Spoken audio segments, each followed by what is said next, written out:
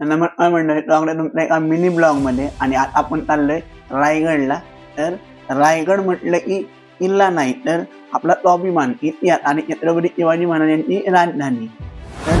तर जाण्याचं कारण असं आहे की आपण दरवर्षी आपल्या नवीन छत्रपती संभाजी महाराज राज्याभिषेक सेवा समिती दुर्गेश्वर रायगड यांच्या आयोजनाच्या मार्गदर्शनाखाली रायगडवासी प्रतिष्ठान उत्तर रायगडमधील शिवभक्त सेवेचे कार्य रायगडवासी निरंतर ह्या सेवेतून कार्य ज्येष्ठ शुद्ध त्रयोदशी आणि माघ शुद्ध सप्तमी ह्या तिथीनुसार साजरी होणाऱ्या राज्याभिषेक सोहळ्यात सहभागी होऊन दरवर्षी शिवशंभू महाराजांच्या चरणी सेवा अर्पण करत असतो.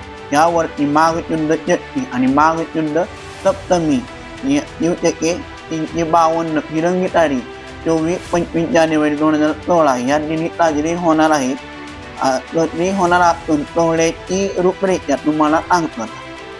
कार्यक्रमाचं नियोजन आता असणार आहे की सकाळी 7 वाजता आई देवीचं पूजन असणार आहे. त्यानंतर वाडेश्वरचं पूजन असणार आहे आणि त्यानंतर 12 वाजता शिवसमाधी पूजन होणार आहे आणि त्यानंतर जगदीश्वर पूजन होणार आहे. आपलं 1 वाजता चालू ते 1 ते 4 वाजेपर्यंत चालू राहील आणि मर्दानी खेळ असणार आपले 5 वाजता आणि त्यानंतर 7 वाजता आई देवीचा गोंधळ असणार आहे आणि त्यानंतर आपला प्रसाद महाप्रसाद झाल्यानंतर आपला होणार आहे श्री प्रतापगड पर्व हा कार्यक्रम पण आपण ठेवलेला आहे संध्याकाळी, ते पण असणार आहे. आणि नंतर 25 तारखेला म्हणजे माघ शुद्ध सप्तमीला आपले सकाळी 6 वाजता ध्वजपूजन होईल.